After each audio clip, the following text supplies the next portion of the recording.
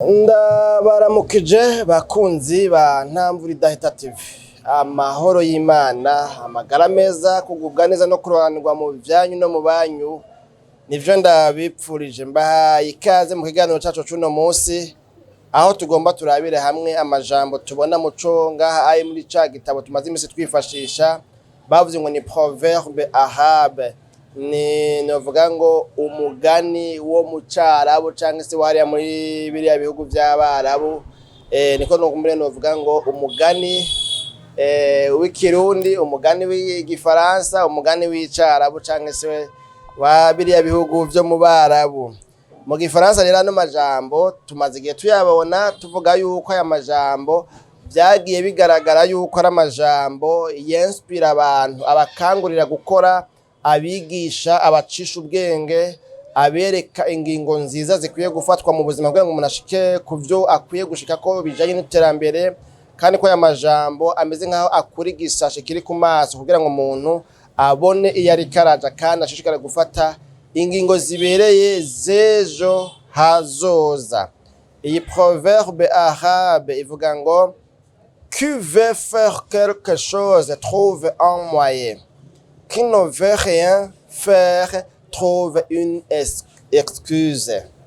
Tuyasubiremo abasanzwe bumva igifaransa mu vyumve, duce tuyavugana ko mu kirundi, hanyuma twumve ico aya majambo avuga. Qui veut faire quelque chose trouve un moyen. Qui ne veut rien faire trouve une excuse. Bavuze ngaha gutya mu kirundi baba bagombye kuvuga ngo umuntu wese ashaka kugira ikintu akora, kugira ikintu ashaka ko mu buzima, araharanira kurondera uburyo bwose bwomufasha kugishikako, arondera ingene vyogenda, arondera inzira vyocamwo. Umuntu wese afise ikintu yipfuza gushikako mu buzima, ntiyicara ngo novuga ngo akagura agareke ku kandi, oya, ahubwo ararondera ingene vyogenda, ico yokora. Mu yandi majambo agomba kwerekana ngo aravuga ati mbega vyogenda gute, nkora iki kugira ngo bikunde, nifate gute kugira ngo bikunde, mbega nogenza gute kugira ngo nanyo nshike hariya, nogenza gute kugira ngo ngira ikintu nshikako mu buzima, ngira ikintu nkora, ngira ikintu nubaka, ngira amateka nubaka. Ariko ngo umuntu adashaka kugira ikintu na kimwe akora, umuntu agomba kwibera inderamaboko, ngo wewe ngo iminsi yose canke na ntaryo yama yironderera ivyitwazo, ivyireguzo, ico yireguza, ico yitwaza mu kwerekana yuko arico catumye bidakunda, ko impamvu bitakunze, impamvu bitashobotse ari kubera habaye ibi na biriya. Qui veut faire quelque chose trouve un moyen. Qui ne veut rien faire trouve une excuse.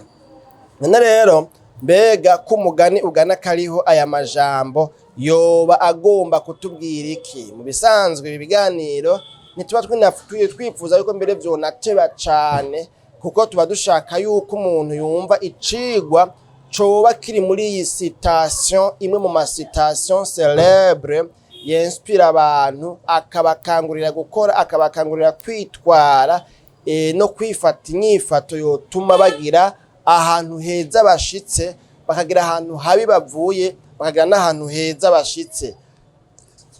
Aya majambo rero tubonye bavuga ngo ni umugani wo mu Carabu, atweretse abantu babiri, umuntu yipfuza kugira ivyo akora, yipfuza kugira ico yubatse mu buzima, yipfuza kugira ahantu ashitse. Aca avuga rero nk'aho yavuga ngo ikizokwereka yuko naka hariho ahantu yipfuza gushika, ikizokwereka yuko naka hariho ivyo yipfuza gushikako, ikizokwereka yuko naka atanezerewe kuguma muri ubwo buzima rimwe, ikizokwereka yuko naka azoshika kure mu buzima, ikizokwereka yuko naka nubwo ameze uku muri kubu ariko ejo ibintu bizohinduka azoba ari uwundi muntu adasanzwe, ikizokwereka yuko umuntu azoba rurangiranwa, ikizokwereka yuko umuntu azoba ubudasanzwe mu buzima. Uyu muntu yama arondera ingene yobishikako ivyo bintu bidasanzwe nyene, arondera moyen, ni par quel moyen nshobora gushika kuri bino bintu, nobigenza gute, nobikora gute, nokwitwara gute, mbega niyihe mikenyuro arateka umutwe naho vyoshika uyu munsi akayoberwa, ino munsi ntibicemwo, ariko aragerageza, ejo akazosubira, hirya y'ejo akazosubira, mpaka akaguma arondera mwaye yomufasha ingene uburyo, ubuhinga, imikenyuro yogirane, yocamwo, yokoresha mpaka ashitse kuri ibi bintu yifuza gukora mu buzima, yifuza gushikako. Ariko mu yandi majambo uwundi muntu nawe ngaha ayavuga ngo ikizokwereka yuko umuntu atacazovamwo, ikizokwereka yuko mugenzi wawe atahantu namwe azopfa ashitse mu buzima, ikizokwereka yuko uwo muntu atakintu na kimwe ashobora gukora ngo ashike ko mu buzima, nuko uyu muntu uzokwama wumva iminsi yose na ntaryo yamana ivyireguzo, yireguza yerekana yuko ari byo bituma adatera imbere. Ikizokwereka yuko umuntu atanakimwe azovamwo nuko yamana ivyitwazo, yama afise ibintu yitwaza avuga ngo ibi nivyo bituma ntatera imbere, ibi nivyo bitumye mera gutya, hanyuma ngo umwanya wose akawumarira muri ivyo vyitwazo. Uyu muntu akamana iminsi yose ibintu yerekana yuko nivyo bituma adatera imbere, kandi ugasanga kenshi n'ibintu biri ku bandi, biri ahandi, bimukikuje, mugabo ntakwereke ngo kubera yuko ibintu biriko birambuza gutera imbere, nanje ndiko ndakora gutya kugira ngo ndabikontourne, ni nce hirya yavyo, ndabikwepe kugira ngo nanje bino bintu ndavyigira amayeri, ndiko nkora gutya. Urumva umuntu azoshika kure ntiyigera guma yerekana ibituma bitariko biragenda neza gusa, oyaye ibitagenda neza ntavyamiza mu kanwa, kuko ababona yuko bitagenda neza ahubwo ahitamwo kurondera uburyo n'imikenyuro n'iminyuro yose yocamwo, yokoresha, yokwifashisha, yokwishimikiza kugira ngo bikunde rero bigende neza. Yiga ama strategie yose ashoboka, yiga tous les moyens possibles zomufasha gushika kuri ca kintu yifuza gukora.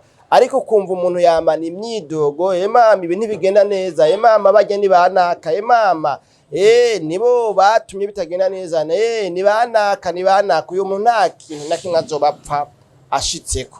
Ugasanga iminsi yose yamabona ibintu negative gusa nivyo yamiza mu kanwa, kandi amajambo twamiza mu kanwa nayo akenshi tuba tuyahaye impigi.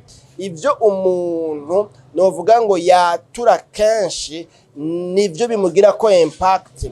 Wiyatura kw'ivyiza, wiyatura ko amajambo meza, hanyuma ugahaguruka ugakora amajambo uriko wikikuza, uriko urakikuza ubuzima bwawe bukaba environné par les paroles positives, bizotuma ushika kure mu buzima.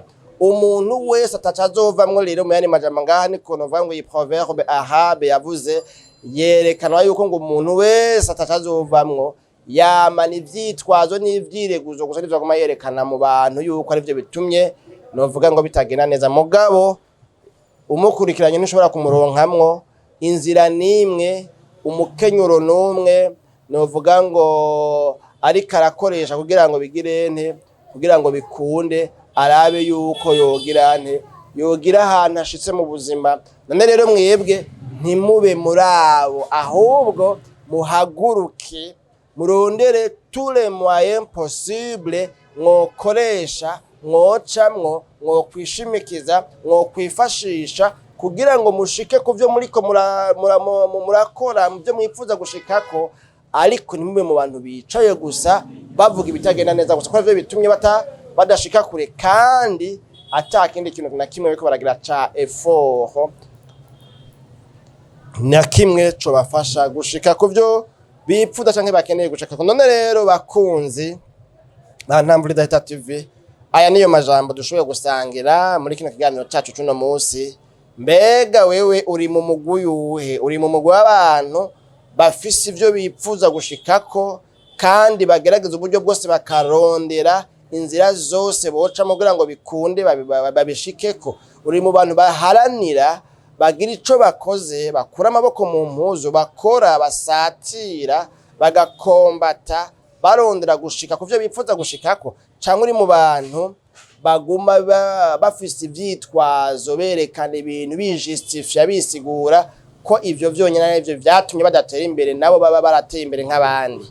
Urabe rero wari ukwiye kuba muri uno mugwi w'abantu bavuga bati ndafise iyo ndiko ndaja, ndafise ivyo nipfuza gushikako, ntegerezwa kubishikako par tous les moyens, nkoresheje iminyuro yose, uburyo bwose n'ubuhinga bwose n'imikenyuro yose, ntegerezwa kubishikako. Jewe Janvier Manirambona rero nari nteramanye namwe, ndabikibanuye na Gahwane.